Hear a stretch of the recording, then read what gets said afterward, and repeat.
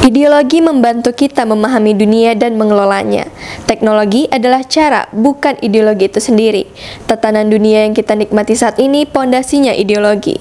Teknologi membuatnya lebih efisien dan lebih efektif. Dengan pemahaman itulah, di sela-sela acara BRICS Plus Fashion Summit di Moskow, Rusia, wartawan Tribun Network Dahlan Dahi mengunjungi Moscow Museum of Modern Art. Museum ini memajang lukisan serta sketsa Vladimir Lenin dan Joseph Stalin. Dua tokoh ini membentuk Rusia yang kita lihat hari ini. Rusia yang mengelola dunia dengan cara yang berbeda dari Amerika Serikat dan Eropa. Guru Lenin dan Stalin adalah Karl Marx, seorang Jerman. Maoisme, ideologi komunisme Cina, berakar dari sana. Dalam dinamika sosial, ekonomi, dan politik dunia, Rusia dan Cina sering bersahabat berhadapan dengan rekan-rekan Eropa dan Amerika Serikat sampai hari ini. Tapi, bagaimanapun, baik Rusia, Cina, Eropa, maupun Amerika Serikat, dan kita semua memakai handphone, revolusi yang dipelopori Steve Jobs ketika mampu meletakkan komputer dalam genggaman dan membuatnya terhubung dengan internet. Handphone tidak mengenal Karl Marx, Lenin,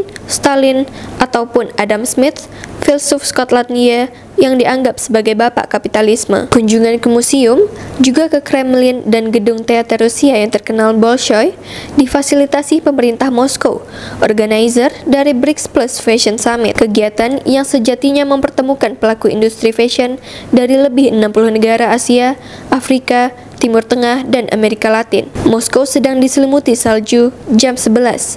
Suhu di luar -4. Kadang drop ke -5. Salju masih menutupi sebagian halaman museum. Beberapa patung menyambut setiap tamu. Kami tiba lebih cepat. Museum buka jam 12 siang. Pengelola kantin di museum 2 lantai itu baru saja siap. Ia, seorang wanita muda, terlihat membersihkan mesin kopi dan mempersiapkan gelas. Di depannya terletak perpustakaan kecil. Dahlan Dahi melihat koleksi untuk anak-anak. Lewat perpustakaan kecil itulah, lewat buku, lewat museum, pesan diteruskan turun-temurun. Koleksi lukisan terletak di lantai 2, memajang belasan lukisan dan sketsa di dinding. Setelah mengitarinya sekitar 30 menit, inilah kesannya. Lukisan dan sketsa itu berusaha meletakkan kondisi sosial ekonomi Rusia saat itu, dan para tokoh, para pahlawan. Sebelum masuk ke ruang utama, wartawan Tribun Network berhenti agak lama di depan lukisan Mahatma Gandhi dan Jawaharlal Nehru. Rekan India di belakang saya langsung berteriak. Ia mengatakan, Nehru seorang sosialis, tapi tidak ikut blok komunis atau kapitalis, non-alignment. Ya, seperti Soekarno.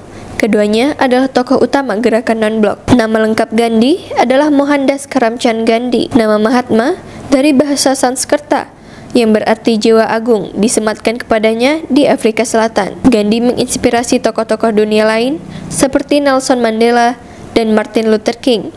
Dari Mandela, dunia belajar tentang keteguhan dalam prinsip perjuangan politik. Ketika ia dipenjara karena perlawanannya yang sengit pada politik apartheid, Mandela mengatakan, "Kalian bisa memenjarakan saya, tidak jiwa dan pikiran saya." Selama 27 tahun Mandela dipenjara, sebelum akhirnya menjadi pemimpin Afrika Selatan dan simbol perlawanan terhadap politik yang memberikan perlakuan diskriminatif karena perbedaan ras dan warna kulit. Gandhi dan Luther Martin King meninggal karena apa yang diyakini.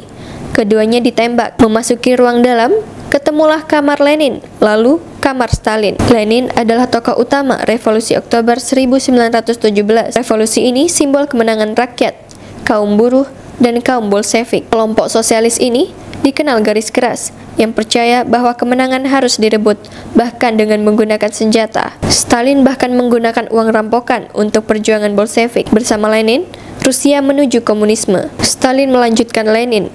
Dia memerintah pada periode yang krusial, menjelang, pada saat, dan setelah Perang Dunia II. Rusia hari ini adalah Rusia dari kepemimpinan Stalin. Tahun 1941, tentara Nazi Jerman menyerbu Rusia. Stalin kaget, seolah tak percaya. Orang yang sangat dipercayainya, Adolf Hitler, menikamnya dari belakang. Stalin tidak percaya siapapun kecuali Hitler. Kepercayaan ini rupanya menjadi kesalahan terbesar. Ketika Jerman menyerang, Stalin sempat kalang kabut. Perlahan, Stalin membangun perlawanan dan berhasil memukul mundur Nazi. Jerman menangkap Zhukov, putra Stalin, di medan perang. Hitler menekan Stalin, tapi pemimpin Rusia ini tidak bergeming. Ia mengorbankan anaknya demi bangsanya. Zhukov tewas. Tentara Merah akhirnya merebut Berlin, Jerman. Prestasi ini meletakkan Rusia, juga Amerika Serikat dan Inggris, sebagai pemain utama politik global sejak Perang Dunia II. Eropa dibagi dua, timur dan barat. Jerman dibagi dua, timur dan barat. Dahlan Dahi bertanya ke warga Moskow, seorang anak muda yang memandu mereka, tentang Stalin. Ia menarik napas panjang sebelum menjawab.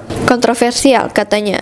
Stalin membunuh banyak musuh politiknya, melakukan pembersihan etnis. Sebagian menganggap Stalin pahlawan karena mengalahkan Jerman. Tidak terasa, saya sampai di ujung. Tangga turun terlihat di depan, menuju lobi dan pintu keluar. Wartawan Tribun Network tidak menemukan lukisan tentang Yeltsin, Gorbachev, dan juga tentang Vladimir Putin, pemimpin Rusia saat ini. Di luar museum, Dahlan Dahi membuka handphone. Ia membaca berita perang Rusia dan Ukraina yang didukung Amerika Serikat, Inggris, dan sekutu Eropa lainnya.